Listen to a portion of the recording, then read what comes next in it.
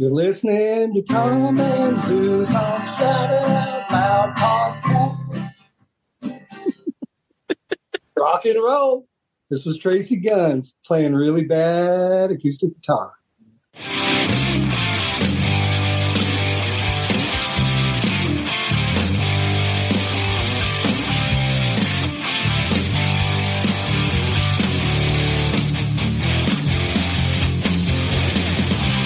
Shout it out loud, Dad. Shout it out loud, Dad. Shout it out loud, Dad.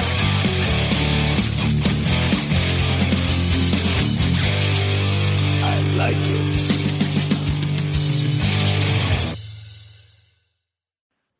The year is 1980. The album, Permanent Waves.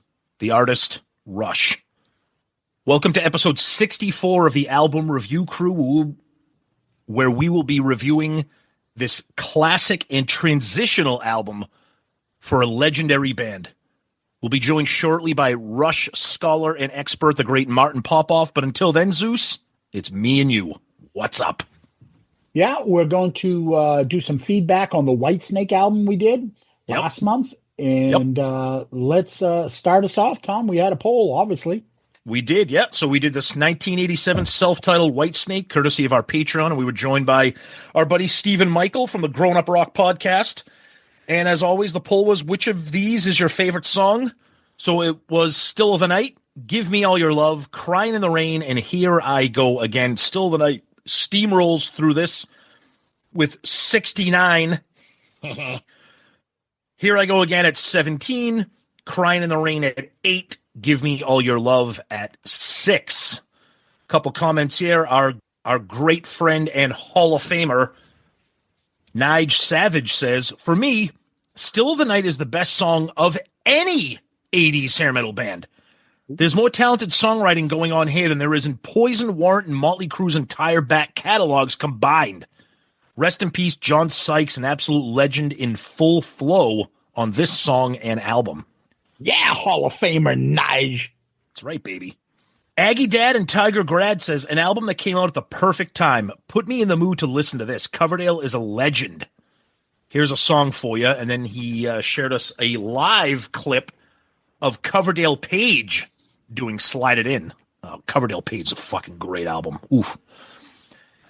Dizzy Dean's Picket Fence Teeth chimes in. With a gif of Foghorn Leghorn saying, I'll say, I can't wait to listen to this one. Oh, boy. We get it. Brett Roscoe, great bunch of songs, but Still the Night can go up against any band's best stuff and stand its ground. Unbelievably good song. Jacko Flacco says, as I sat there listening to this episode about an album that came out the year I was born, holding my 3-hour-old daughter. 3-hour-old daughter. Wow.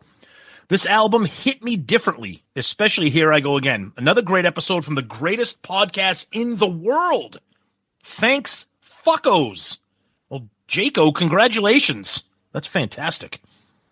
Our buddy Steve, Here I Go Again, even though the original version is far better. I'll let Zeus decide that. Let's take a look at some comments on the episode itself here. Coach Green says, top 10 album for me. Vet Halen, 2 words, senior year. I love every song on this album and have never tired of it. It takes me back to a great time in my life. Zeus mentioned Mount Rushmore. Here is the Mount Rushmore of my senior year. It's Whitesnake 87, Def Leppard Hysteria, Motley Crue Girls, Girls, Girls, and Bon Jovi Slippery When Wet. John Gross says, well, I guess my pick didn't make it. John Gross is an awesome Patreon supporter. Sorry, John. Our buddy Tom Dust, the man responsible for all of our theme music here. Tom is awesome. Yeah, I love Tom. Thank you for the shout-out, gentlemen. Well, you just got another one. Greg Seacrest, one of my favorite 80s albums. I just don't want to hear Here I Go Again ever again. In high school, I let some people at band camp use my cassette, and that's the only song they played all weekend over and over and over. Seriously, fuck that song. Very passionate. Did you just say band camp? Band camp, yeah, I don't know. Good luck. Maybe we'll hear more about that, I guess. Let's see if they were playing the Geddy Lee synth at band camp after you hear this episode. Herschel Walker Kyler, John Sykes is the reason to revisit this album. His guitar tone and playing is monstrous. I think he took his ball and improved the songwriting and singing with both Blue Murder albums. Well, maybe.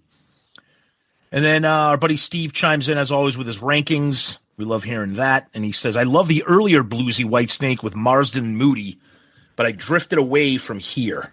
Well, okay, that's fair enough. Zeus, that's what we got for Twitter this month for Whitesnake. All right, let's go to the Book of Face. Hall of Famer, ABCPA Inc., Anthony Barone. Yeah. Another excellent Patreon pick. Bobby Kenner adds, this ARC kicked ass, fellas. I have loved this album since it came out. It was my intro to Whitesnake as well. I lost count of how many times I've watched the videos from it. It's one of those albums that takes you back when I was 12 and listened to as much as rock and roll as possible. And this one blew me away. The Elvis ARC may be my favorite you've ever done, but this one ranks right up there. Nice. I just wish we could have heard more of that studio guitar work, man. That guy could play. Mm-hmm. Chris Hall says, excellent show. Steven is 100% correct about the opening track. Yeah, no, he's not. Stephen Wallace says, John Sykes made Coverdale relevant. Why does it have to be one or the other? That's a fucking Kiss fan comment. I was literally just going to say that's a Kiss fan comment. Like, why? Coverdale wasn't awesome before Sykes. Sykes wasn't awesome before Whitesnake. Like, with all due respect, that's a bizarro comment. Coverdale on his own with anybody playing guitar is a fucking god. Fucking Whitesnake has so many different fucking lineups, and they're all awesome. Gee, what's the fucking main person that's in all of them? Huh. Ah, God, man. Anyway, let's go to Loudcasters. Michael Murphy. Coverdale's voice is undeniable. For me, anyway. Outside of the three classics, this sounds like a generic, overproduced, over-synthed 80s hair metal album that's been done about 1,000 times by the time this record came out. Maybe so, but this is the best one of them. How's that for a comeback? It's fucking that good. It's not that good. It's not that good. Oh, come on. If what he described as that 80s hair metal sound, yeah, it's that good. I'm sorry, they ain't much better. Frank Anzalone. Solid ARC with some great points. The videos and the MTV culture that were brought Whitesnake to the next level. I've briefly seen the name Whitesnake in Circus and Hit Parader, but never heard a tune from them until I was 14 and about to graduate from junior high. Everything me and my friends did revolved around music, MTV, and concerts. Then one day we're sitting there and the video for Still the Night comes on. I whipped my head around and thought, what is that? I was blown away by the tune and the musicianship. Still to this day, I cannot play a song loud enough. It never gets old, nor does Tawny Katane, rest in peace, who will always hold a prominent position in my spank bank. Oh, there's a term I haven't heard in a while. There you go. The Greek Thunder from Down Under, Thanos Akratides. What a fantastic choice for an album review. Whitesnake 87 defined an era of music which was memorable and bombastic, from Crying in the Rain through Don't Turn Away. Great selection of tunes. I still prefer the European version, which had two excellent tunes, Looking for Love and Don't Break My Heart Again. And the radio edit of Here I Go Again, I think, is so much better than the standard keyboard version. A little more up-tempo, and I love the pace of the tune. It gives it a little bit more bite. I have the Super Deluxe box of this, and the actual remix of the album is just out of this world. The sound is beyond brilliant. It's obvious slided in album, especially the US remix of the album. David Coverdale has painstakingly restored all Whitesnake back catalog that he owns. Has come up with some real gems to finish up. God bless Tawny Katane. Nice. I'll give him credit. Hall of Famer Joey Romanek. Uh-oh. Yeah, and stop inserting yourself in fucking stupid shit, okay? Well, you're just upset that he's stomping on Tally's ground. Dude, yeah, go. You have enough hotness with your own family. Like, stay away from her and ruining my own fucking thoughts, would you? He's too busy looking for slim fit jeans to friggin' worry about you. But I got to give him this. This lineup of real handsome devils. He has a picture of Tommy Aldridge along with Geddy Lee, as though he knew this was coming. I was just going to say, which he did and not. And then all of a sudden, became a plethora of people. Someone put up that photo of Bernie Marsden. Oh, that poor guy. And then I put the lead singer, and I put Jan Terry in there. Oh, Jan Terry is Bernie Marsden. Burning Mars and lost 20 pounds. And Yeah, maybe that's true. Paul Heider. Good episode. You guys hit some interesting points, especially around the image video connection being a key to this band's success.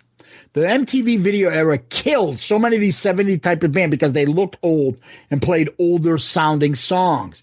Covered his hair metal Tom Jones shtick worked because he was a bit of a mercenary in selecting musicians that were showmen in every sense of the word. Dude, Moody is not what you would call a showman. Come on. No. That said, beyond the obvious standout track, Still the Night is the track for me. I completely get what Tom was saying about fast songs just being filler.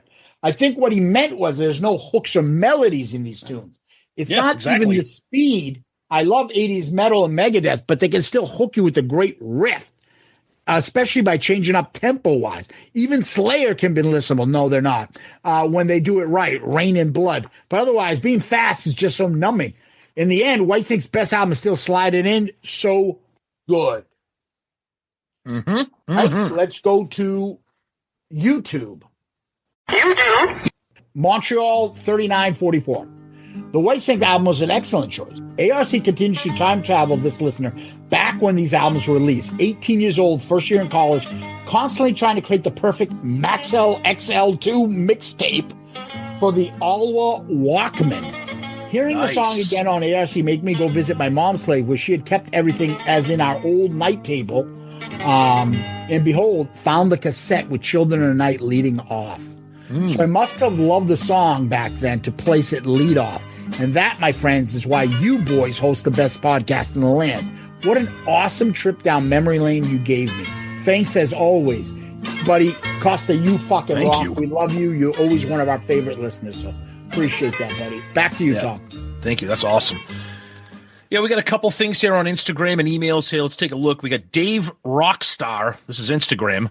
You guys never disappoint us listeners. Such a great record. Love it. One of my all-time favorites. Perhaps my intro to metal even as a kid. I recall my uncle having this on vinyl, and he put it on cassette for my sister and I, telling us how good it was. I would learn much later on as an adult that the Euro version is much better and has 2 extra tracks, which are fantastic songs and not just throwaways. Never thought as a kid I would end up seeing Whitesnake live in concert in the 2000s and be talking to Coverdale on Twitter. I love his saying, which he uttered at the end of the show, "Don't let anybody make you feel afraid." For some reason, that line stayed with me. That's pretty awesome, Dave. And David Coverdale fucking is one of the great Twitter followers out there, believe me. Tuohylium. I'm sorry. There's a lot of vowels going on there, buddy. Great episode. I was most excited to hear you guys cover Give Me All Your Love. Seems odd because it's not one of their hits, but it came on my Spotify last week and has been stuck in my head ever since. The vocal tag team of Coverdale and Sykes harmonizing on the chorus is amazing to hear. What a shame those two couldn't have worked out their differences because their musical chemistry was unbelievable. I also cannot recommend Bad Boy Live enough. A crash course into everything that makes John Sykes brilliant. I want to thank the late, great John Sykes from the bottom of my heart for his immense contributions to the music we love. Rest in power, John. There will never be another. Yeah, he's pretty fucking awesome. And we got an email here from our buddy R.J. Jordan. Love the episode of ARC. 100% echo your thoughts on the LP and the fact that without Coverdale and Sykes, this would be just another 80s hard rock album with a hair metal lean and only a couple of overly memorable moments. Luckily, those moments are fucking killer. In my opinion, Here I Go Again and Still the Night are quintessential arena rock anthems. But I might be able to relieve your curiosity about the inclusion of Is This Love, which seems to stick out like a sore thumb. Coverdale actually wrote the song for Tina Turner when a friend at Tina's record label expressed he was looking for songs with her. If you listen to the song closely and imagine Tina singing it, I think you'll agree it has the potential to have that What's Love Got to Do With It vibe that got her back on the charts in '84. But David Geffen heard the song and insisted that Coverdale keep it for the purpose of this album. Keep doing what you guys do. Looking forward to the next episode of ARC. R.J. Jordan. That's a great little factoid. I did not know that, Zeus. I'm not sure if you did about Tina Turner, but that's pretty cool. Thank you. And that's feedback on Whitesnake. All right, let's bring in Martin. All right, so our guest this month, you've heard him many times before. He's a fellow Pantheon brother. He hosts History in 5 songs. And when we're doing Rush, There's only one person we're bringing. The guy who has written more books about Rush than you can imagine, including the very first Rush book I ever read, Contents Under Pressure. And he's also done Rush album by album. He done decade series about the 70s, 80s, 90s. He's the Rush genius. There's only one person we're going to have here to talk about Permanent Waves, and it's our friend, the great Martin Popoff. Welcome back, buddy. Yeah, thanks for having me, guys. It's very cool. Awesome. So can we put the caveat out to Martin now? I've You're not a Rush fan? Yeah, I've never owned Rush albums until we did this show. And Tom did what was the album we just did previously? The Rush album we did previously? Yeah. Our Patreons picked Moving Pictures, Rush. So this is my second Rush album I've ever listened to. But I like that. I like that. I'm just glad because I need a caveat too. I'm no Rush expert, so. Oh yes, you are. Don't sell yourself short, please. I just want to let you know so you don't just get up and walk off in the middle of this program. But honestly, Martin, we talk about this all the time when we do these episodes. I prefer it when one person either doesn't know the band very well or isn't a fan of the band, because we've done episodes before where you pick an album and everyone's like, that album's great song. I love it. Great song. And it's a fun episode, but I like it when it's like, I don't understand what this band does. Why do you like these guys? Like it's more fun. Well, you'll get that. I know we'll get that. Of course. I am waiting for Zeus's breakdown of the tide pools section of natural science. So we'll get to that in a bit. Well, the first thing we normally do is we talk about our first time interacting with this album. So you want to start us off, Tom? Yeah. So this was my pick. So for me, Rush is a little bit different. So Moving Pictures came out in 81. I was 8 years old. And that's when MTV came out, and I was obsessed with Moving Pictures and all those performance videos of Limelight and Tom Sawyer and all that stuff. And then I was like, we talk about this like with some Kiss fans. I moved forward with Rush. Signals, I was obsessed with, Subdivisions. And then as compilations came out, Rush Chronicles, et cetera, I started getting familiar with a lot of the album tracks. And then I moved backwards to Permanent Waves, probably around college. So it wasn't, and even maybe after is when I really started to get deep undercover with the Rush albums. And as I've gotten older, I embrace Rush even more. It's especially some of their later 80s stuff that I'm not a huge fan of. I know, things like Hold Your Fire and Power Windows are not for everybody. But Permanent Waves is, to me, I look at it like Permanent Waves had to walk so Moving Pictures could run so that Signals could sprint. Just an incredible trifecta of albums. And I love it. I think it's a turning point for them. I think it's a great album for people who aren't familiar with Rush to listen to. I know everybody always goes to Moving Pictures, but I think Permanent Waves is too. And that's why I picked it. I think it's a real nice full body of work for Rush. So I think it's kind of like a nice little starter kit alongside Moving Pictures. So Martin, what about you, buddy? Wicked. I love that. I love that starter kit idea. I like that, Moving Pictures has to run so Signals can sprint. That's great stuff. Yeah. Well, maybe that's a History in 5 Songs theater episode. Yeah. Albums that had to walk so something else could run. Yeah. Good idea. Yeah. Okay. So I've got a few little trivia notes about it. You want me to just sort of give a little background on the album? Yeah. Okay. Go ahead. Please. So, this album I would have got as a new release. And I remember there was always this sort of controversy. When exactly did it come out? I mean, Wiki says January 14th, 1980, but people talk about January 1st, 1980. And some people remember you could get it in 1979 and stuff. I don't know. But anyways, so this is the first of 7 albums that they record at Le Studio. It's still with Terry Brown. They've got Paul Northfield engineering on the thing. It went to number 4 in the US. It's platinum in the States, which it seems like it should be a little higher than that. I bet it is closer to double platinum at this point. And I love that idea about it being a starter kit. It seems to be more or less positioned nicely between the sort of songwriting philosophy of the shorter tracks on Hemispheres, on its way to kind of like the sober, more conservative, more stable less bubbly and less energetic feel of the songs that you get, but more personality on Moving Pictures. Here, it's almost like these are exciting demos of what you're going to get on Moving Pictures kind of thing. Okay. One thing that I've never been able to get out of my mind when this was kind of like brought up to me, or I noticed it, I don't know, 10 years ago, 15, 20, whatever it is, how short this album is. It's 36 minutes, right? Martin, I was going to say that. And it's funny because Hemispheres had 4 songs. One of them was about a 20-minute opus. Then you got this that has 6. You got Moving Pictures that has 7. And I'm like, that's my only complaint. I was going to save that for the end, but if we're kind of getting into some, kind of mixing in some kind of introductory facts and personal feelings about it right now, that's a huge problem with me. Just because I want more Rush. Exactly. And, 36 is not egregiously short, but really it is Rush. They're long winded. They should be at least hitting 40, right? 40, right. 41 minutes in the vinyl age. And especially when, it's just so glaringly obvious that you're just putting like 6 songs on here. And you definitely could have moved them around to fit even on, sides of vinyl for this thing. But, anyways, I'll just mention the album cover as well. Very cool album cover. Hold on, Martin. Hold on 1 second. We're going to spend a whole separate. All 3 of us are all going to spend some time on the album cover. Okay, all right. I'll stop there. Yeah, hold that, because that'll be a whole focus. Yep.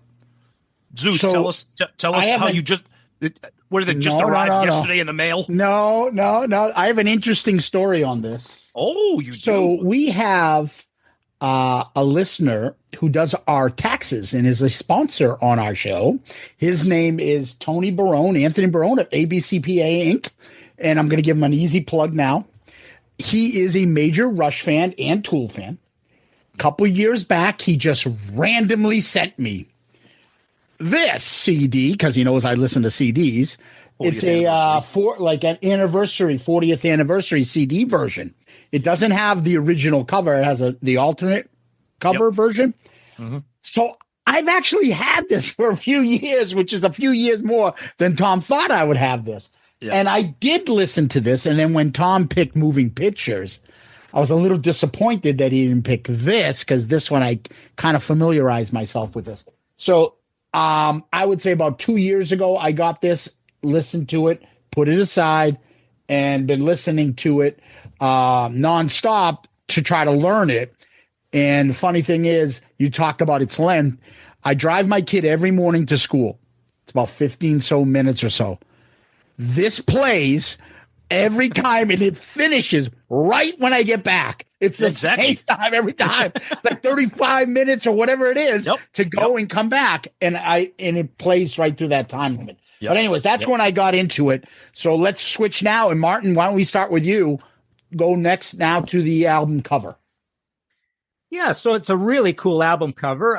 This is a band that doesn't have a logo, so they keep changing things, right? So you don't have a logo, and you got that really cool kind of heartbeat effect of permanent waves going through it. That's a type of wave, the EKG sort of thing. You've got Paula Turnbull on the cover there, model from Canada, and she shows up again on Exit Stage Left, right?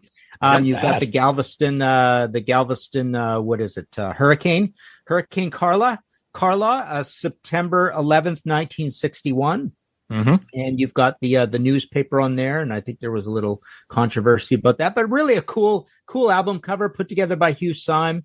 You got the guys on the back looking very artsy and sophisticated, sitting at the studio, working on the thing. So yeah, it's definitely one of the more beloved Rush album covers of many great album covers for this band.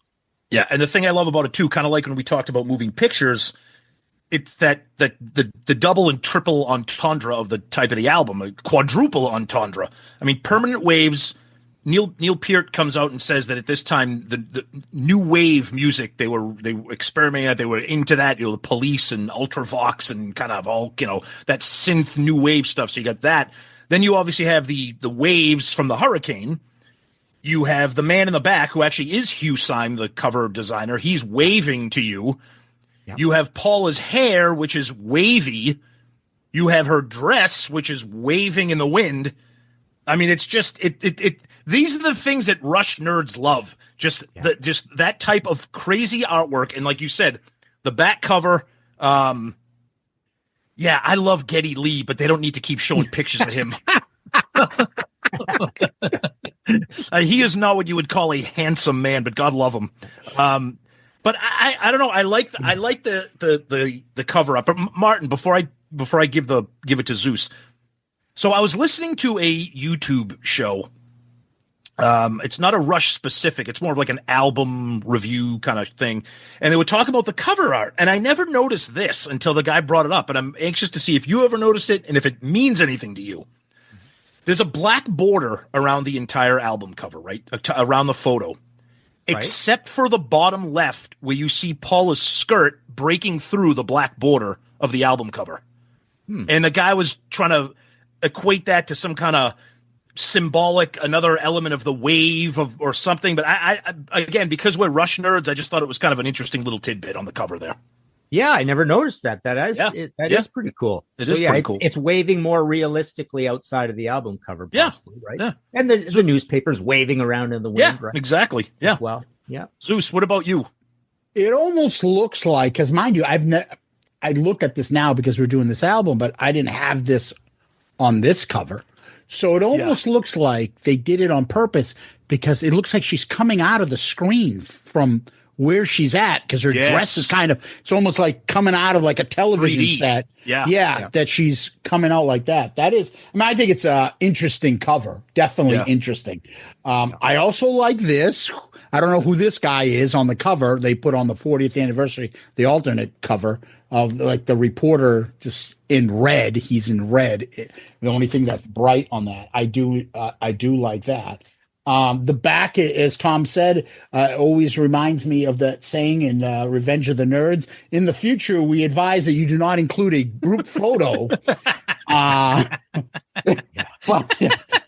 Jesus. Wow. But anyway, 2 for 2, I think, in their covers that we've covered on this show. They're interesting covers that get you to look. And it's a kind of a lost art. It's too bad that albums and vinyls and things aren't as important when people release albums these days. Yeah. 2 quick things before we move on. I also noticed, and I forgot to bring it up, on the far right in the background, those billboard signs, it's the band member's name, Lee, Peart, and Lifeson, which is kind of cool. And then Martin, I don't know if you have it. I was scouring the internet. I was looking at Reddit pages to try to figure out why they changed the cover for the 40th anniversary and who that is. I heard somebody say they thought it was Hugh Syme again. Somebody said they thought it was Terry Brown, the producer, and I don't think that's him because he looks like kind of a young man. And I know Terry Brown was not a young man in 2020. Do you know anything about that? No, I don't. Cover? I mean, I know why they changed the covers. I mean, he's just very creative and wants to change things. Okay. Right? Okay. That's the main thing. Yeah. Okay. Cool. All right. All right. So what I gave a little bit of facts on the album. I think Martin hit most of them. So it was supposedly released on the 14th of 1980. Rush and Terry Brown produced. It's their 7th studio album. The album went platinum and made it to number 4 on US Billboard. That's the thing I'm always amazed about because I always feel like Rush slowly grew their fan base, but I didn't realize they were still, that's a top 5 album in the United States. Before Tom Sawyer. That's right. So that's pretty impressive. And I didn't realize where they were and their success that they've had it that early. So good on them. Yep. What we're going to probably do next is go to the first song. Tom, you ready? Yeah. Unless we want to, unless we have any other little factoids or anything, let's get into the tracks. All right. First song. Here we go. Okay. So we start off with The Spirit of Radio. So right off the bat here, you're talking about one of the all-time classics. Just an absolute staple. People that don't even like Rush or don't know Rush know this song. Some factoids about it. The song's name was inspired by the radio station CFNY, a Brampton, Ontario radio station. It was kind of their slogan with The Spirit of Radio.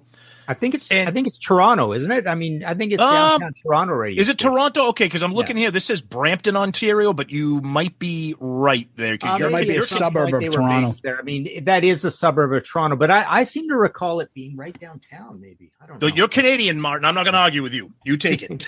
Yeah, I should know, but I mean, and that's okay. Buddies of mine are actually working on a book about CFNY. Actually, Oh, okay, so cool. It's like a big deal. Yeah. Yeah. But right off the bat, I love the opening riff, and Alex Lifeson was trying to say that he was trying to conjure up the image of radio waves, or like an EKG, just waves with that little riff. And I love how the band is almost soloing for an intro, and then when it kicks right into gear, right off the bat, if you're a Rush fan, you're like, this is different. This is melodic. This is hard rocking. You can kind of pump your fist to this, which historically some Rush stuff you can, but coming off Hemispheres, not really. I love the opening lyric, begin the day with a friendly voice. Just that old mentality of like your alarm clock waking you up or getting in your car and turning on the radio. It's got that reggae breakdown, that they're kind of experimenting with that a little bit. There's a bit near the end where it sounds like, the genius of Rush for me as such a huge fan, where it sounds like the band is almost soloing all at the exact same time.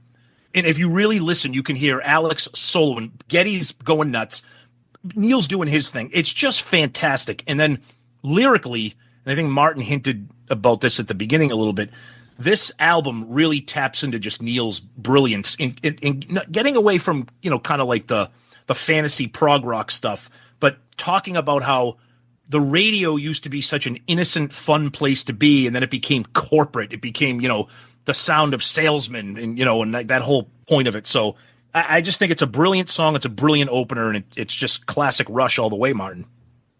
Yeah, 4:59. So they manage all of this progressiveness and this bubbly, enthusiastic sort of, melange of prog and hard rock all in 5 minutes.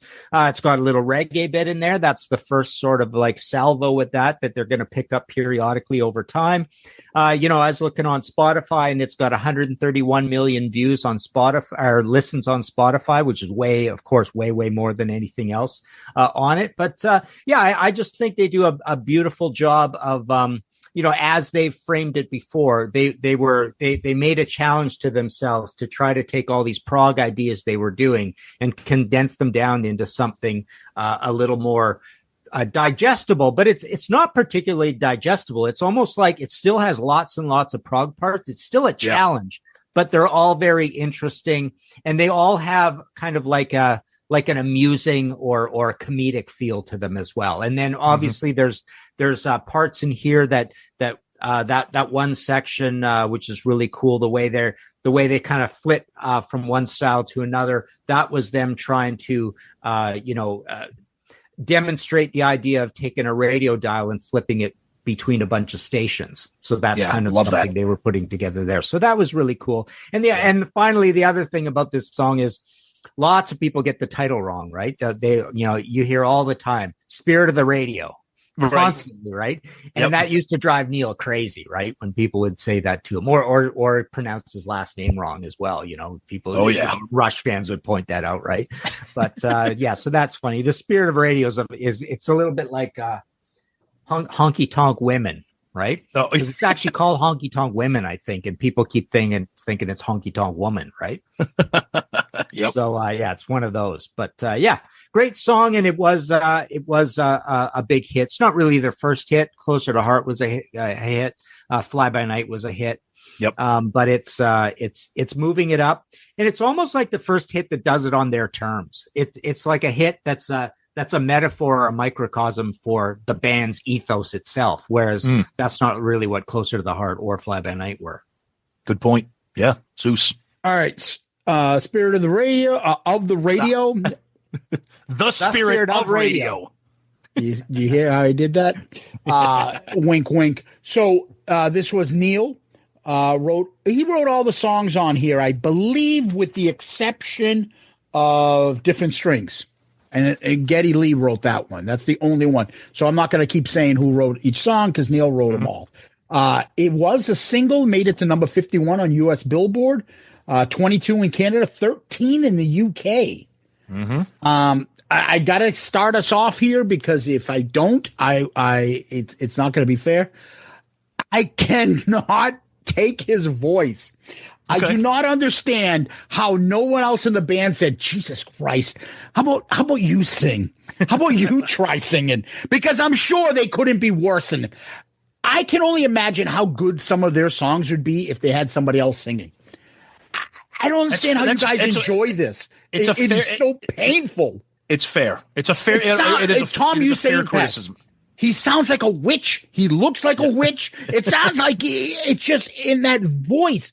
And the music is good, but they're not very melodic. It's not, these are Rush songs for me, from what I've heard, are not pump your fist chorus thrown right back at you, right? No. It's not Kiss songs with high, repetitive chorus that we all know and love. These are songs. The musicianship throughout this album, including this, is just off the charts. I get it. I get why people like this. Okay. But it's one of those things. I know that jazz musicians are talented. I just don't want to fucking listen to it. This is okay.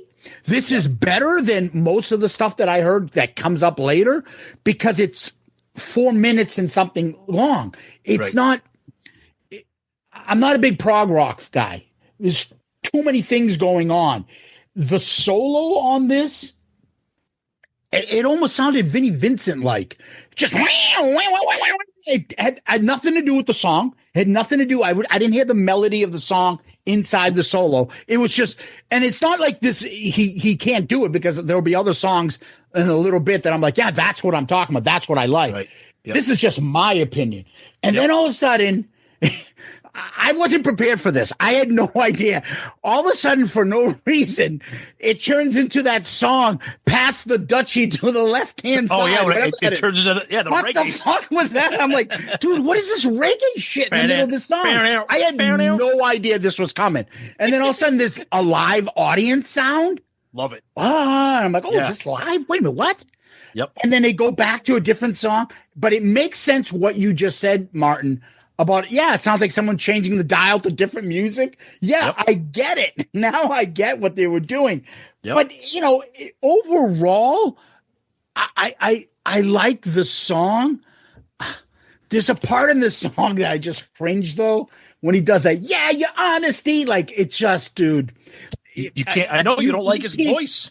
You can't put, like, that's not you, Geddy Lee, to me. Like, don't try to act like that's your style. Like, he's singing his heart. Like, dude, just play the keyboards with your crow feet and the bass and do that musicianship that you do. But, I don't need you trying to do Rob Halford or whatever the hell that was. But the musicianship is off the charts. This is a decent song. And again, it's just a different style of music that I'm accustomed to. Right. But I'll tell you, believe it or not, Martin, we're off to a good start compared to the start we had on their last album. I don't mind this. It's okay. I like it. Okay. All right. All right. Let's go to the next track, Tom. Freewill. So the second track here. So this kind of continues the quote unquote kind of accessibility that they're aiming for on an album like this. Great groove, the synths are a little bit more pronounced here, but the way they use them here, I really love the kind of the vibe that it creates. The lyrics here, this is where Neil really gets into, is he an atheist? Is he an agnostic? Does he believe in God? Is he insulting people who do believe in God? That's kind of the whole point of this. If you kind of really read into the lyrical content here, simple, straightforward kind of song, which is unusual for Rush. They're not known for that, as we all know. I love the bridge that goes into the chorus. And there's a breakdown here where kind of like Spirit of Radio, but a little bit different, where there's that breakdown where everybody is taking turns soloing. Zeus, I agree with you. What Alex was doing on the Spirit of Radio solo was not his style. I think he was trying to prove a point there for something. His solo here is a little bit better. Then you have Geddy just going nuts with the bass, Neil doing his thing. Alex has just a great solo, and then I can't wait for Zeus to hear about it, because it's the highest Geddy has ever sung in his entire career, and even he acknowledges that. This song was popular and it was a hit for a reason. Again, it's accessible Rush. So, yeah, it's a good one. It's a go-to track for sure. Martin. Yeah. Yeah, I think it's in the spirit of radio, really. I mean, it's, the one thing that you're feeling throughout this album, I've always called this album, like bubbly and buoyant and enthusiastic and up tempo and modern. And I think you're hearing throughout here as well. The main riff is not arpeggiated, but Spirit of Radio's got arpeggiated, meaning you're picking every string right from a chord or whatever. You're getting some of that here, and a lot of that is kind of like Police guitars, right? So you're getting kind of like a heavy end of the Police sort of catalog here. And I often call them like rainy Police guitars, right? Okay. And you get that very kind of sweet and sour hooky thing on this one where Geddy is following that very odd guitar melody. He's following the riff with his voice. And as Zeus says, it's kind of ironic. I mean, Geddy definitely does the Geddy witch sound on this album, but he is also consciously trying to sing more soberly and lower. And that ain't a great voice either. Right. It's a voice that, it's less annoying to people, but it's not a particularly dynamic or full of charm or richness voice either. So when he's singing like that, I almost prefer the go high Geddy kind of thing. And it's got this, the solo section. It's almost like a crazy version of like a Toto Rosanna, Jeff Porcaro shuffle, right? Toto, or Rosanna shuffle, they call it. And then, you're right. I mean, Geddy and it's like they all get busy and Alex is pretty busy. He does have just a strange soloing style. It's almost like Kirk Hammett reminds me a little bit of Geddy. I mean, of Alex sometimes in this really, really kind of like wanting to go out there and make a lot of crazy noises and stuff. So that is kind of Alex's style. And then finally, I guess just like the first song, there's always this debate is like, are you supposed to spell Freewill as one word like that? Or is it two words kind of thing? There's always that goes on as well. Good point. Very much in the spirit of the first one in that it is an up-tempo rock song. And it is again, proving this idea that these guys are one of the only bands marrying progressive to hard rock of some sort. And nothing so far on this album has been particularly metal. It's just like progressive hard rock kind of thing. All right. So Freewill, I will tell you, I was given this album. I listened to it. This is probably the first song I've ever listened to by Rush that I'm like, oh, I'll remember this. It was like catchy and it caught my ear. Oh yeah. And I do like that chorus, which usually their choruses don't stick out to me, at least, but I did like the chorus. Free will. I just like how he phrases that. The breakdown there, where all of a sudden there's a bass solo. It sounds like the bass solo on Rio from Duran Duran, and I can picture the video when the girls are on the boat walking by and like doom doom doom doom doom. And you're right. But there is a shit ton of bass on this song. I can hear it throughout. They're one of the only bands that the bass is so forefront for me that I pick up on it. And again, I don't have any musicians here, but I can pick up on his bass. And I do love the lyrics. I should have said that on the first song as well. I think Neil does a great job on them because it makes it interesting. Yes. And but it's not the Paul Stanley form of, bores to the chorus. It's very different, very unique. Words aren't being thrown out for no reason. They're there for a reason. If he puts it on paper, it means something, it seems like. And I enjoy that. The solo is great, and you're right. And there's a lot of moving on parts going on this. Like, trying to keep up with Rush musically for me is just mind blowing. I'm used to the simple chords of Kiss. It's simple. This is it. Yep. This is the riff. This is the bass. There you go. These guys are just off the charts talented. Now, that last verse, I swear dogs are still screaming listening to that in this neighborhood. Each of us. If that's not like the Wicked Witch of the West, I don't know what is. But you know what? I find myself waiting for that part to come on because it's interesting, right? It's interesting. it's just whoa, what are we doing here again? Waiting for the part where Alex turns to Neil and says, I think one of us should start doing some of the songs coming up, right? But anyway, good song. I actually very much enjoyed this, and like I said, it's the first song I've ever listened to by Rush that caught my ear the first time, because usually it's the musicianship that sticks out, not the melody, the hook. Yeah. Speaking of that, third song, Jacob's Ladder. Okay, so they've kind of sucked you in with kind of two kind of melodic / accessible songs, and now they're here to remind you we're still Rush. Don't be fooled by songs like Freewill. Now, this is where Rush fans like myself really start to like nerd out on what the band is doing here. So Jacob's Ladder, if you're not familiar with the phrase, it refers to the natural phenomenon of when you can see the sun kind of breaking through the clouds. And it's also a biblical reference to a ladder in which Jacob saw angels ascending and descending through those sunbeams in the clouds.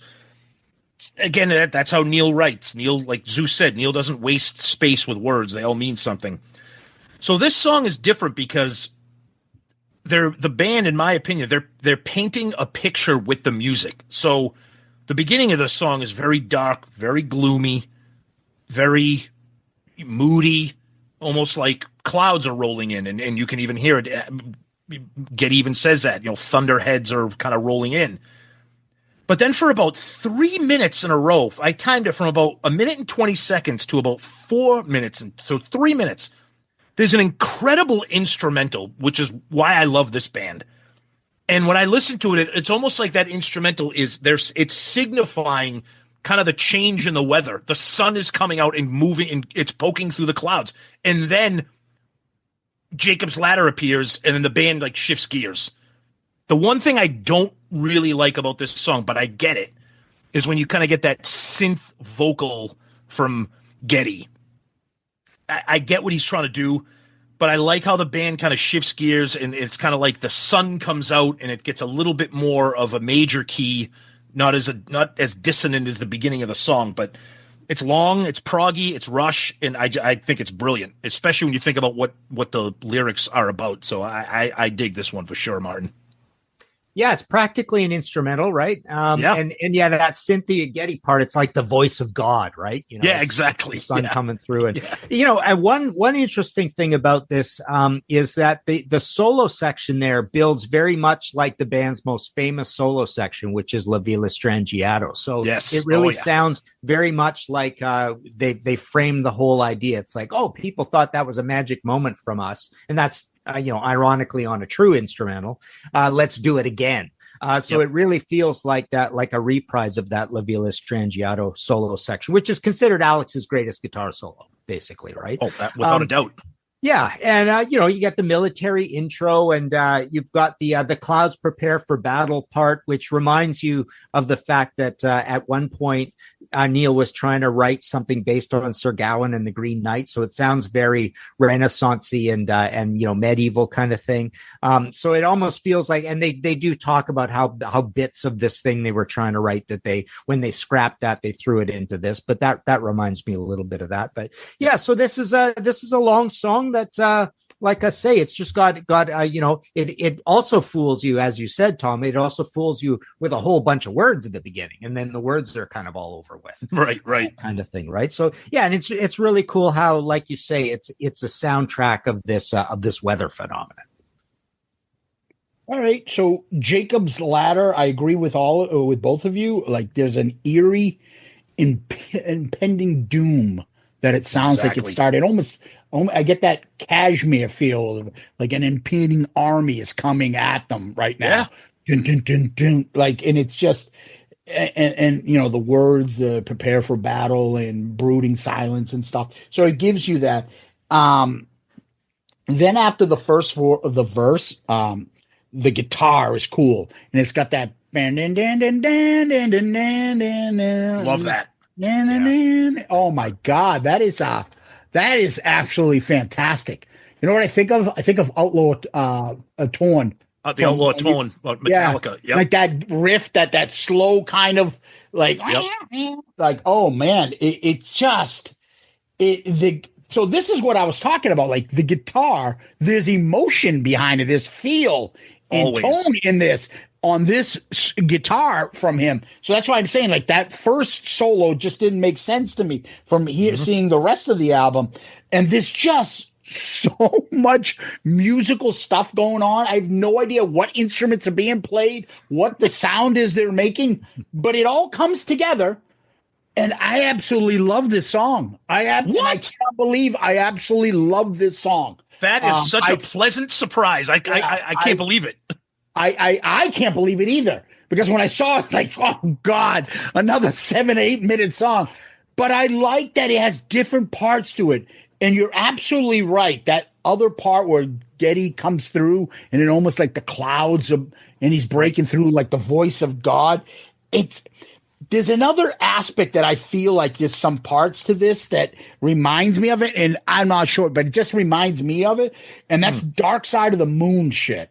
Maybe it's because the progressive rock and the different instruments and the sounds that they're doing, and they're just making music. And they don't care about the choruses and all that other stuff. But there's even that middle part with the God-like voice, it's almost like that breakdown in The Light when JPJ comes in with the organ.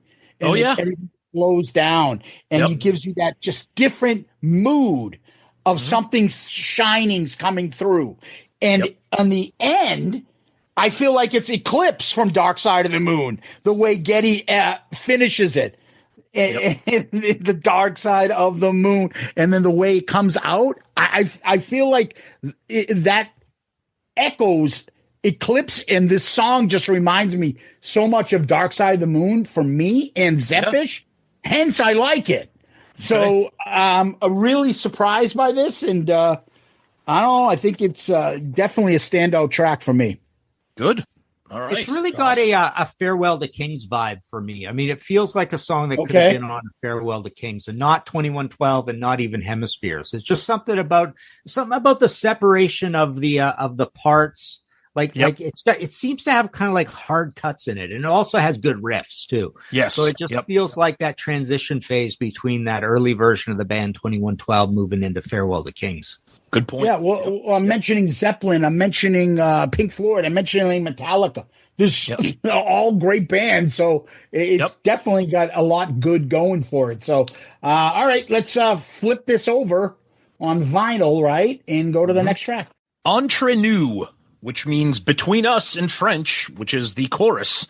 So this is a really interesting song. Couple reasons is that I don't know how this didn't become a massive, massive hit for the band.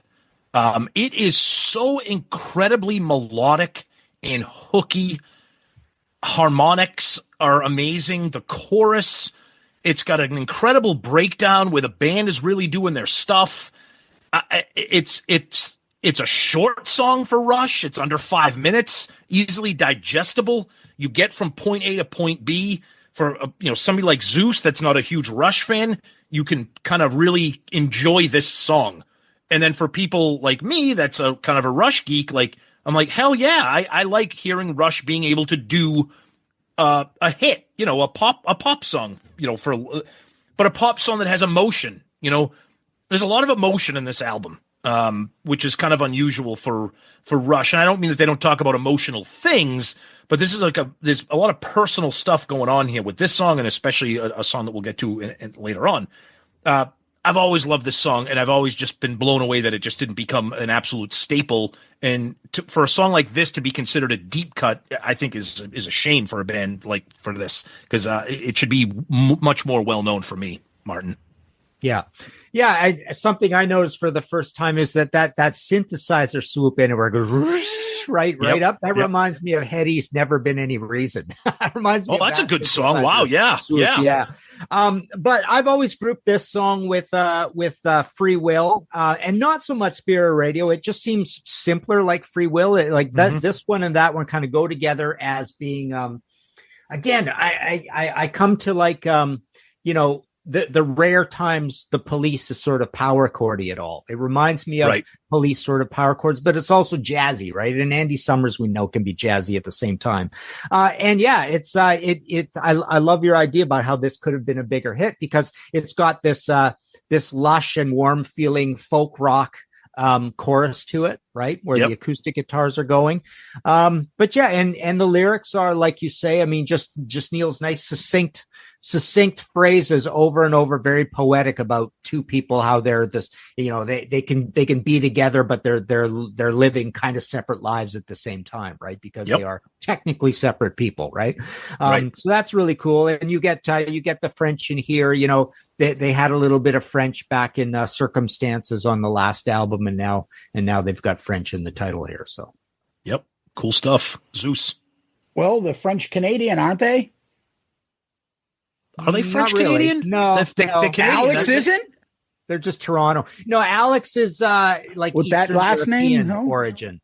Yeah, as is Geddy, right? Yeah, they're European. Oh, I thought they were French Canadian. Oh, no, not bad.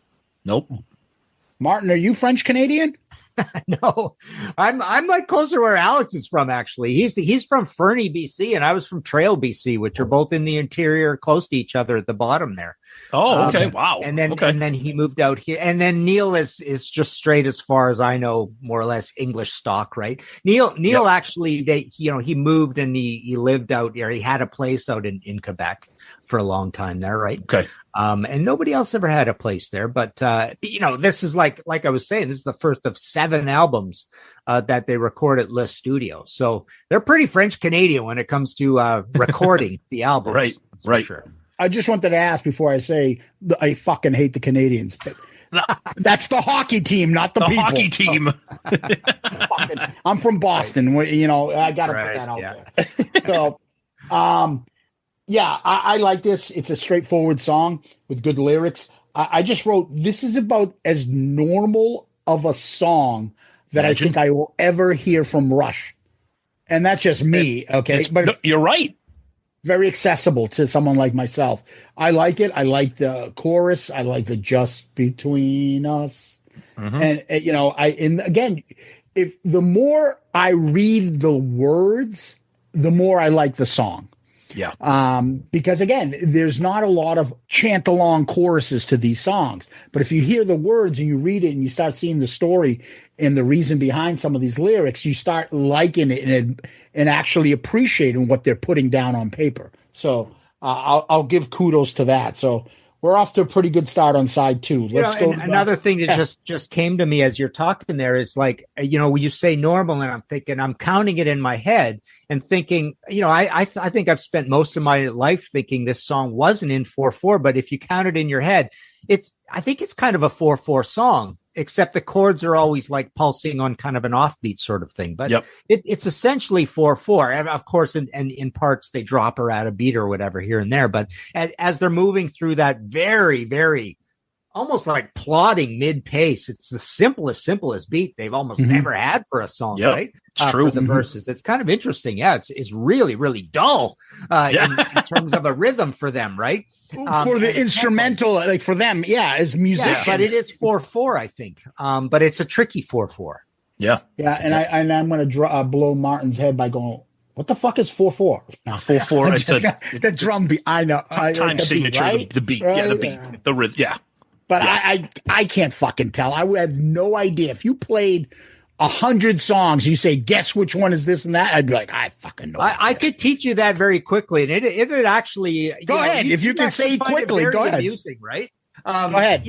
Well, I can't do it without a song in front of me, but I mean, there's a lot of songs that as soon as you learn how to count them, you go, wow, I totally can predict what's going on because I know this is in 7/4, whatever. It's an easy concept to learn, and it actually really would enhance your enjoyment of a lot of this stuff. I listen to Kiss, so I'm sure it's not that sophisticated. It's a lot easier than talking about guitar keys, believe me.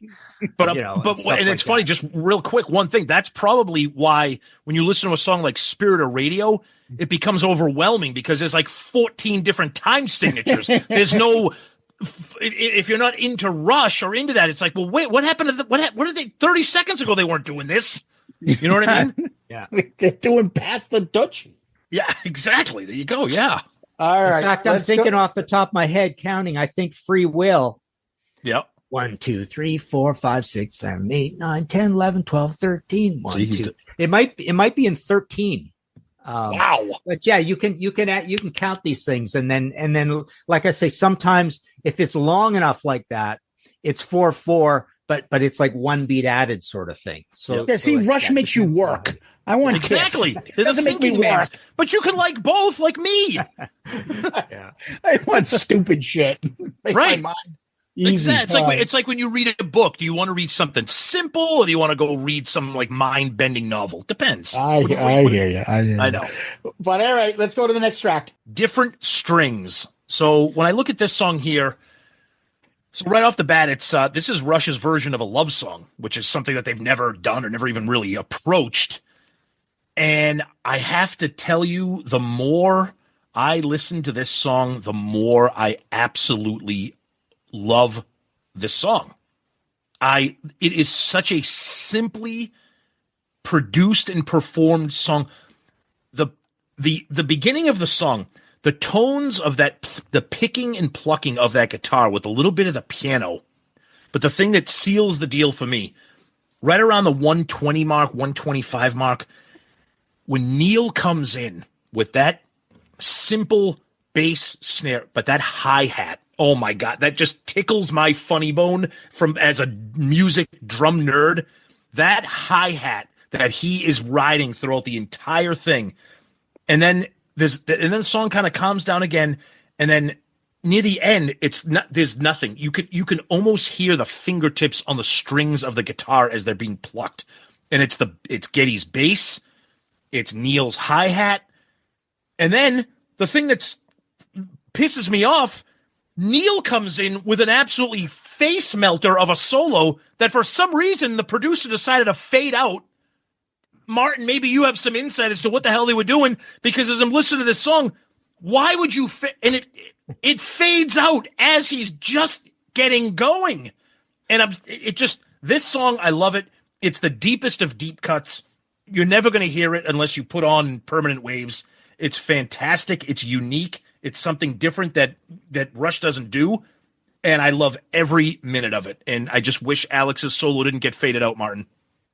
Yeah, I don't even quite remember that. You said Neil earlier, so I'm thinking Neil solo. Oh, I'm sorry. I misspoke. Yeah, Alex. Now it's sort of coming to me a little more. But thank you. Yeah, but yeah. So this is one of those funny ones where you think, okay, they need it on here for variety, but there are only 6 songs, so it's almost like this song begs you to have another heavier song on it. It almost turns the balance a little bit too far. But it is neat that they've got one on here. It's a relationship song. I mean, you say they don't ever do songs like this, but they just did one. Entre Nous a little bit like this. Right? Fair point.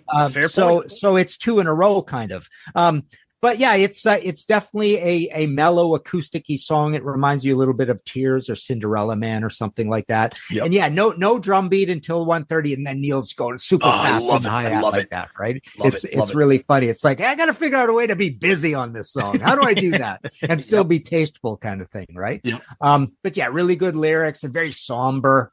When he gets to that, all there really is the two of us, ding, ding, ding, ding, ding, that whole thing, right? Very, very somber sort of song. And yeah, totally deep track, different strings. It makes you, with a title like that, you're almost going to think it's an instrumental, right?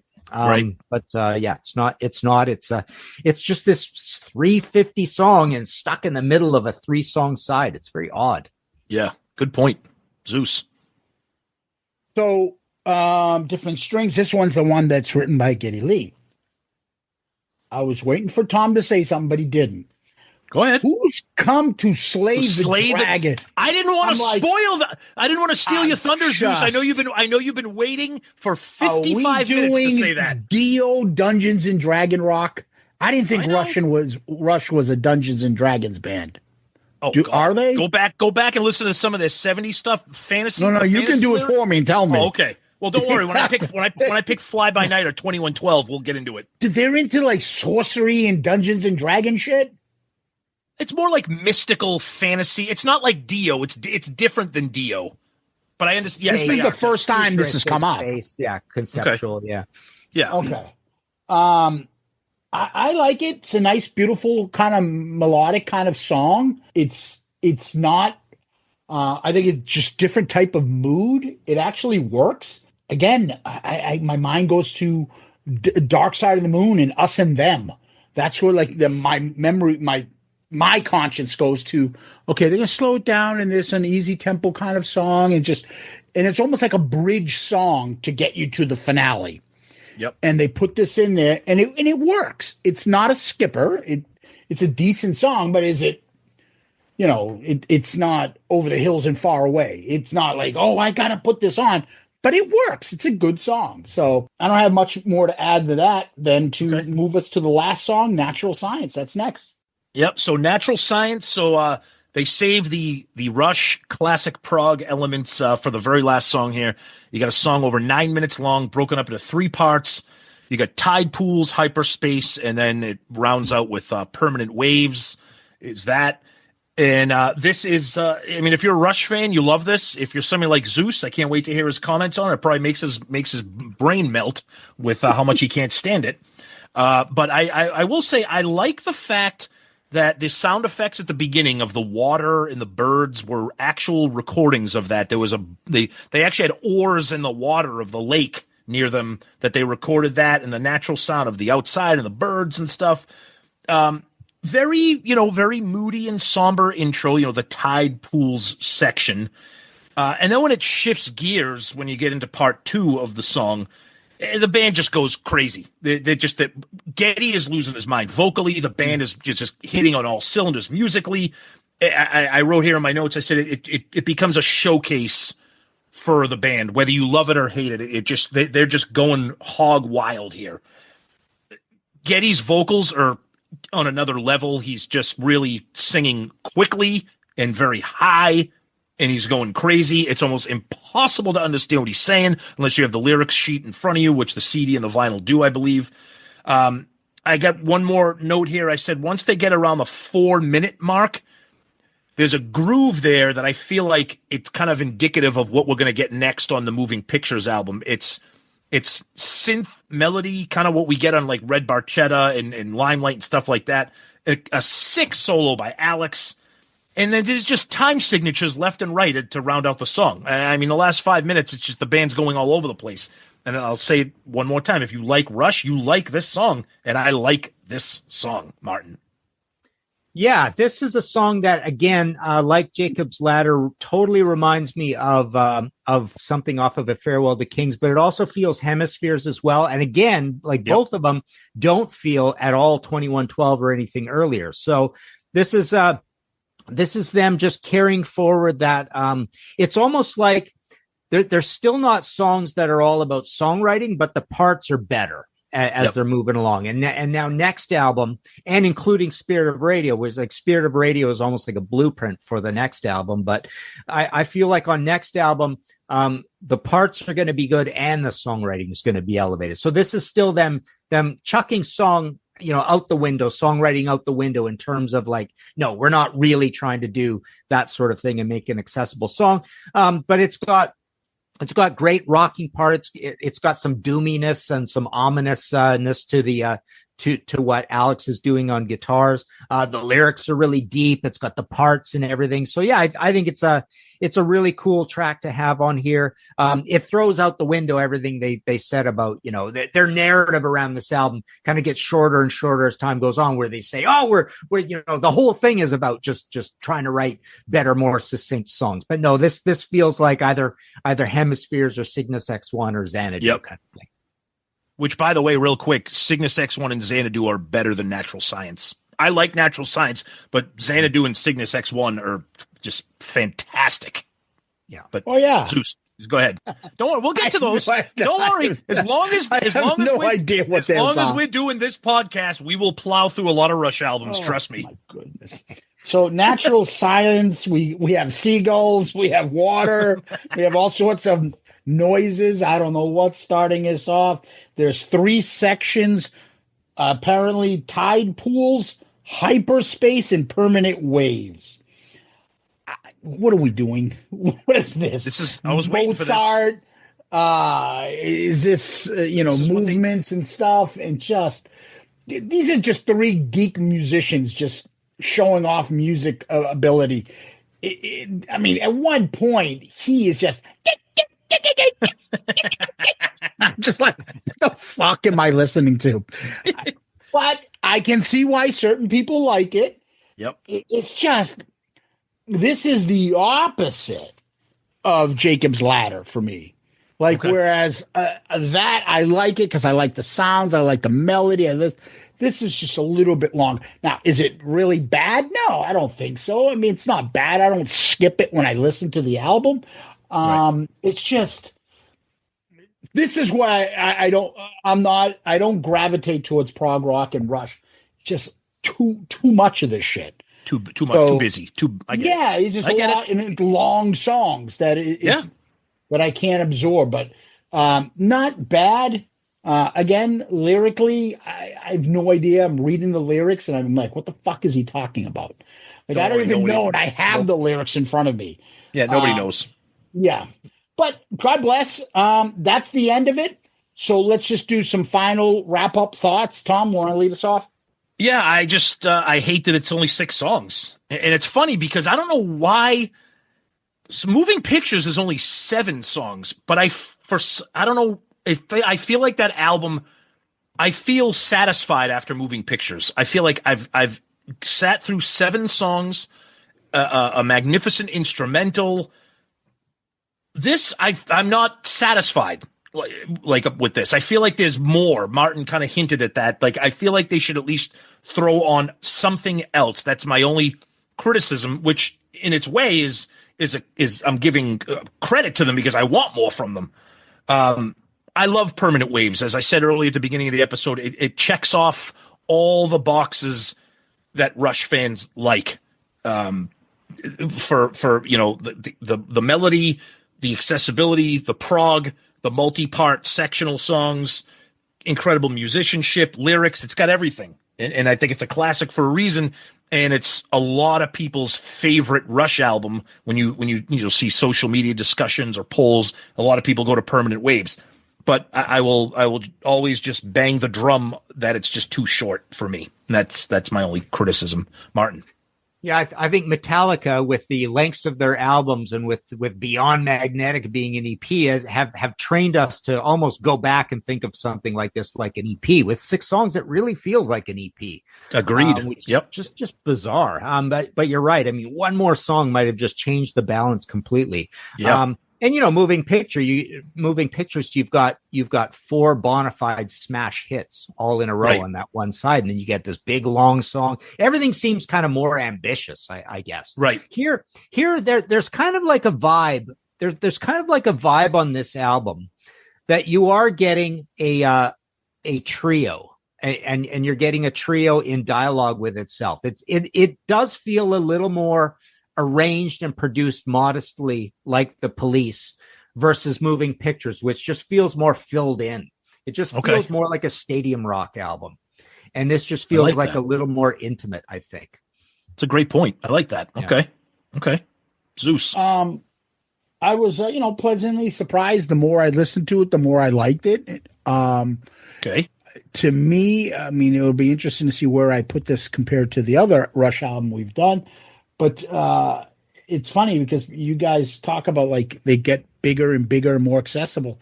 I find this to be way more accessible than Moving Pictures.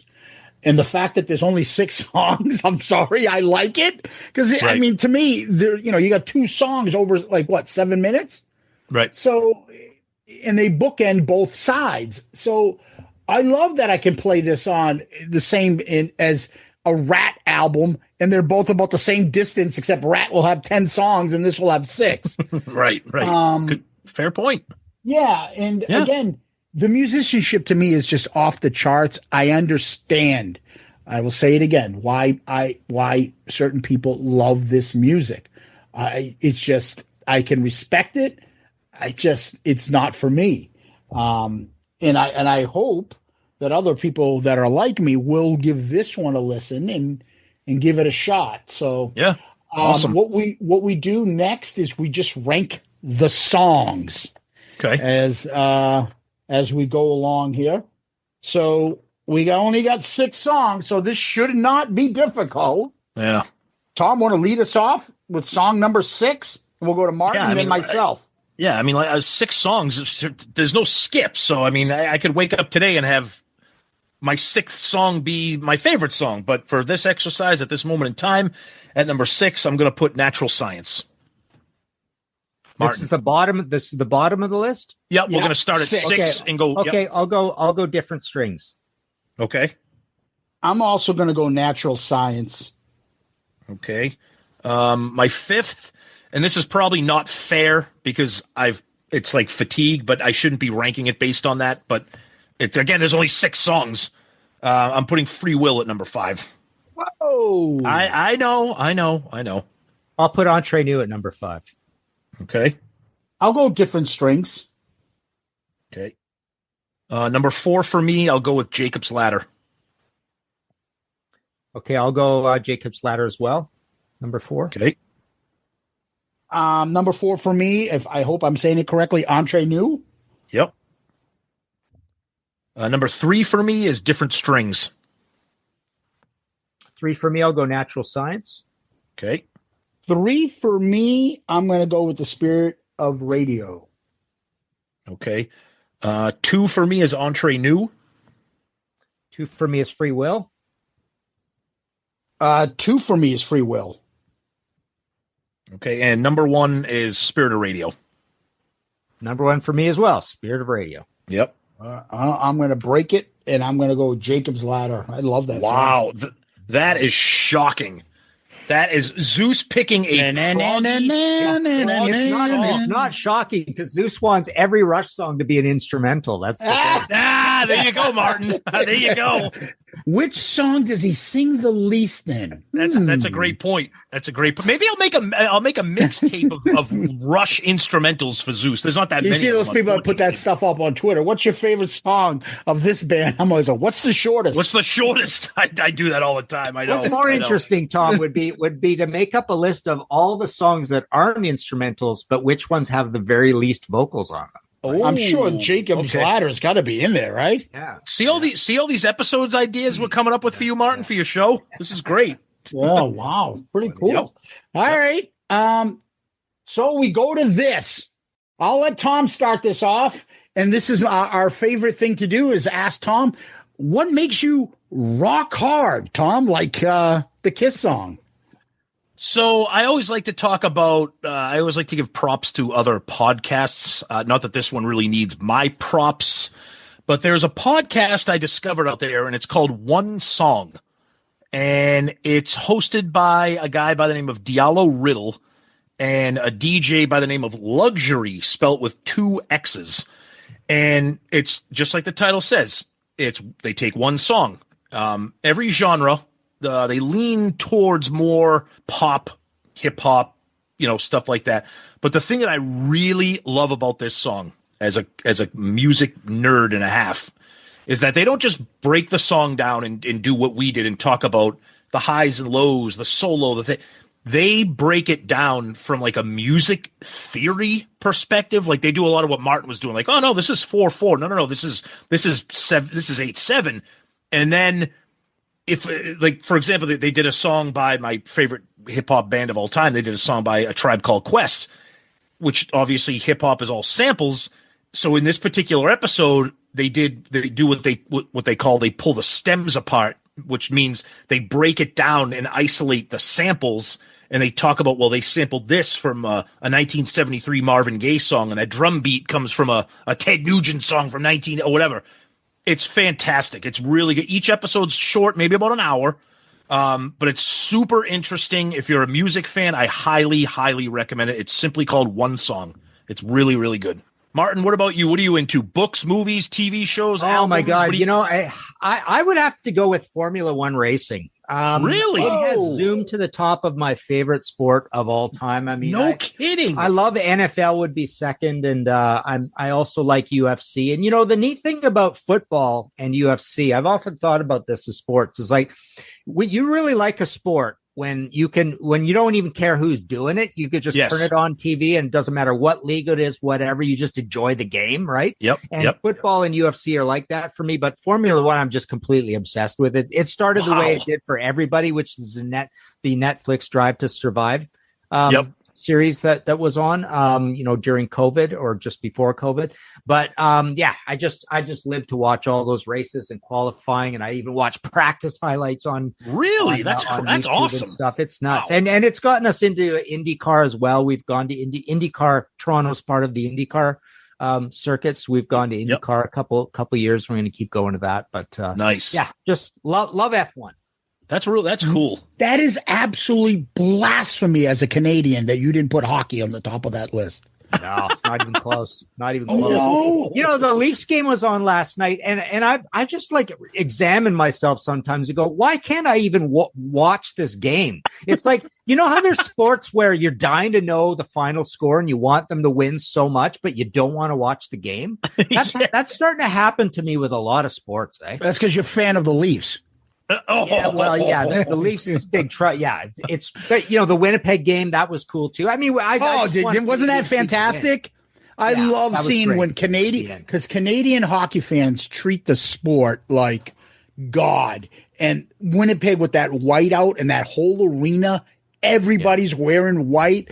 Oh my gosh! And the greatest thing of all time is because we're Bruins guys, is watching Toronto get their hopes up and then losing Game 7, and then they show the outdoor of the Toronto stadium, and they're all watching it outside, and they're all excited, and then when they lose in overtime, and the sadness. So I was at Game 7 last year, and I will say this. I will take a a Maple Leafs fan over a Canadian fan any day of the week. And the sadness of the guys walking out, because it was in the Garden, I was there, and I talked to some of them like, hey guys, and I feel bad because they were spending probably $1,000 a seat to get there. Just to get there. All the way down there, and they lose again 4 times in Game 7 to the Bruins in a row. And I'm just like, guys, we're losers too, except this loser bowl, we beat you in the loser bowl. But you're the worst loser than we are. No, but Zeus, you guys are the winningest city in all of North America. Yeah. We go through that stuff. That's a Boston thing. We always think we're going to lose, and we were losers. It's a Boston thing that you win all the time. No. But we still didn't grow up like us. Right? We still have PTSD that we're going to lose. Believe me, we grew up with the ball going through Buckner's legs and all that bullshit. Yeah, we up until 2001, everything changed after that. Everything changed. You've had a lot of winning. Let's face it. Oh, absolutely, we have. Now we're spoiled. Yes. Now we are. Yes. Yeah. NFL, everything, right? Everything. MLB, everything. Yeah. That's fair. NHL. Yeah, that's fair. Yeah. So I watched a Netflix movie. It was a British movie. It was a series. It was like 4 series. It was called Adolescence. Oh yeah, I heard of that. Yep. So it was absolutely insane. 13-year-old boy. Yeah, true it's story. One continuous shot. They filmed this in 4 series. The camera never leaves. So whoever's talking, then somebody will walk by and it'll follow that guy. And then that guy goes into another room and then you follow that. It is insane how they filmed it. It's a little distracting at some point because you're like, holy shit, the camera has not edited one thing. It's just one shot. And it's about a 13-year-old boy who supposedly murdered somebody. Yep. It's all about social media and all that stuff. And it goes from beginning with the police knocking down his door, waking up the family and grabbing this kid, and the whole process of what happens as they grab him into the police car, into the station, to booking him, to putting him in the prison and all that stuff. And then they go into, the police in another episode doing the investigation. Then they put him into the part where he has to sit down with psychologists and she breaks down and, whether he did it or he didn't. I'm not going to say. It's for you guys to watch. And then fourth part is like the family, the aftermath of what the family has to live like. Wow. Where now what they're dealing with, the fact that their 13-year-old boy is now in jail and what the neighbors and everything else does. It stars Stephen Graham. If you know him, he's a great British actor. He played He's been in a lot of those like Snatch, those movies, like those British movies. He was Al Capone in Boardwalk Empire, and I thought he was fantastic as that. He's in this movie along with one of my that little boy is a fantastic actor. Emily Doherty plays the psychologist. I love her. She was in The Crown. Just really makes you like walk out of that, because it's usually black and white. Oh, this person is a murderer. But when you see it and then the family around you, it's just you can't help but get emotional and feel something. Fantastic. It's 4 episodes. It's on Netflix. It's called Adolescence. I think you should take a look. It's pretty good. So cool. Awesome. Nice. Now, awesome. Martin, please tell everybody where they can absorb more Martin Popoff material. Well, martinpopoff.com is where I've got all my books. And we've got this big Iron Maiden book coming this week. Biggest book I've ever done, 666 pages. Of course. And I've got Guns N' Roses at 40 coming shortly. I've got a massive Dio book coming from the same new US publisher. So martinpopoff.com for all that. Nice. PayPal buttons, I sign them, send them out. And I've got the audio podcast, History in 5 Songs with Martin Popoff. And we've got our YouTube channel, The Contrarians. And I have Kicked in the Teeth, an AC/DC podcast that I do. That's right. I didn't mention that at the beginning. The Kicked in the Teeth AC/DC. That's an awesome show, too, with your buddy there. That's a great one, too. Your YouTube stuff is fantastic, I will tell you. Thanks. People should check it out.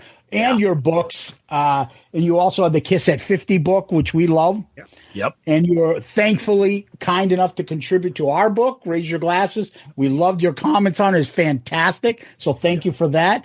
And people, check out everything Martin. I mean, I'm telling you, any band you like, I promise you, I think Martin's written a book about them. So can't go wrong there. Martin, thank you so much. This is exactly what, as soon as I pick Permanent Waves, like, we got to get Martin. So again, thank you for your time. Next time we pick a Rush album, we'll have one with more than 6 songs so we can spend some more time. Lovely. But really, everybody check out Martin's podcast, check out his books, follow him on social media, especially his Facebook groups and whatnot. Martin, thank you so much for joining us. We really appreciate it, buddy. All right. Thanks, guys. We'll see. Thank you, buddy. Thank you. Tom, that was the great Martin Popoff. Love it. Huge fan of Martin, his podcast, his books, the fact that he's a Rush nerd like us. As I said, during the episode, and I said it when I was talking to Zeus, I feel the same way I feel about this album as I feel about our conversation with Martin. I just wanted it to be longer. That's how great it was. You had a tingly sensation? I got a little tingle in my dingle. Let me get this straight. You had a burning sensation when you urinated? No, well, fire shoot out my dick. Mr. Johnson, you have AIDS. AIDS. We'll leave it there. All right. Tom, what we do next, we rank the album, compare it to the previous 62 albums. And why don't you tell everybody the album covers first and read off your top 5? All right. My top 5 album covers: number 5, Rage Against the Machine; Blizzard of Oz; Purple Rain; Master of Puppets; Diary of a Madman. This is a catchy, kind of tongue-in-cheek, wink and a nod type cover, like Moving Pictures. I like the creativity of it. I'm going to give this at number 11. Oh, that's high. Yeah, I like it. It's fun. All right, my top 5. Plus, you can see a woman's panties on it. I mean, what the hell? What do you think's blowing that skirt around on that cover? My top 5 album covers, going by number 5 to number 1. Number 5, Diary of a Madman; Appetite for Destruction; Blizzard of Oz; Hotel California; and then the Elvis NBC TV special. I am going to put this at number 23. Okay. Below Rocks and above Black Tiger. Okay. Let's go to albums overall. All right. Number 5 for me is High and Dry, Shout at the Devil, Purple Rain, Moving Pictures, Master of Puppets. Permanent Waves is great. It's not my favorite Rush album. I'm not even sure it's my second favorite Rush album, to be completely honest with you. Okay. And my top 10 it's going to be really tough moving forward for any album to crack the top 10. And I'm sorry, but Permanent Waves is not going to be the one to do it. Permanent Waves is going to be at number 11. Okay, but you like it better than Wasting Light. Oh, absolutely. Yeah, I love Wasting Light, my favorite Foo Fighters album, but like there's no Foo Fighters album that's better than Permanent Waves. No. All right. My top 5 going from number 5 to 1. Blizzard of Oz is 5, Hotel California 4, 3 Automatic for the People, 2 Purple, 1 is NBC TV special, The Elvis 68 comeback special. Tom, the last I don't think it's last. I got to see where you're going with this because you got Moving Pictures last. At number 63, I have Moving Pictures. I know. I am going to put Permanent Waves 62 at 46. What? Yes. Holy I like the album. Shit, I don't what a have to shock. skip anything. I like the album. I can listen to it all the way through. There's some good songs on it. There's nothing that is like, wow, but except for Jacob's Ladder, I really like that song. That's shocking. Pleasantly shocking. And I'd rather say I like Permanent Waves better than saying I like fucking Bullet Boys or fucking Winger. Just, oh my God. Okay, I'm happy. That's good. That makes me happy. I will give something a chance. I know you will. I never accused you of not doing that. I'm glad you did. I'm not in character where I'm not allowed to say something that I like, even though I'm not, and not give something a chance. No, I agree. So good call. Hence, third man in. Yeah. Anyway, Tom, where can people find us? Our website's the best place to go, shoutoutloudcast.com. If for some reason this is your first time hearing us, we are usually an all Kiss podcast, dropping Kiss-related episodes every Saturday. However, we obviously do the album review crew once a month, reviewing a non-Kiss album. And we have our Dome Damage sidecast, where we talk about anything and everything. And, of course, we have our Zeppelin Chronicles, too. So go to our website. You can catch everything there regarding the show. All of our social media, Twitter, Facebook, Instagram, YouTube, TikTok, Threads, Blue Sky. And our email address is shoutoutloudcast@gmail.com. And just like Martin, we're proud members of the Pantheon podcast network of shows. Tom, we always end on famous last words. You got any? Off on your way, hit the open road. There is magic at your fingers. For the spirits ever lingers. Undemanding contact in your happy solitude. What? Settle down. Settle down. Lee. Getty settle down, Gary Weintraub. I can't believe we got fucking Martin to go, yeah, with Geddy's witchy lyrics, witchy vocals. Oh, that's why I love Martin. He's not afraid to he knows Rush is great, but they have problems. Witchy vocals. Oh, witchy woman.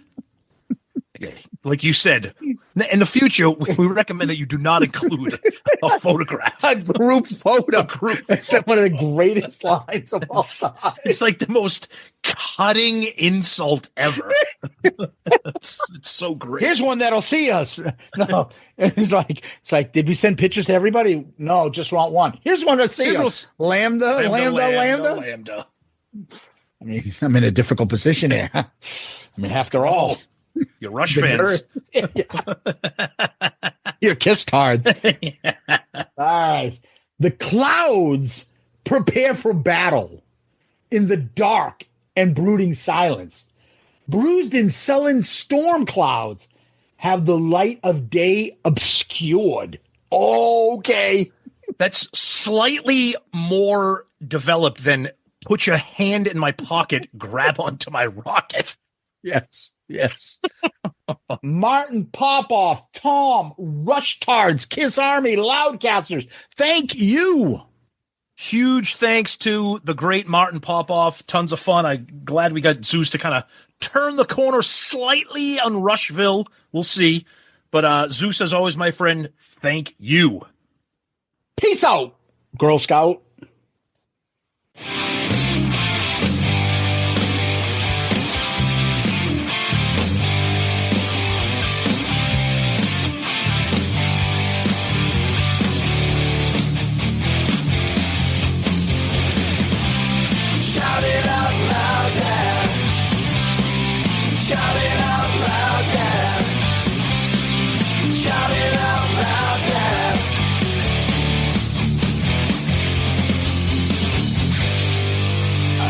it.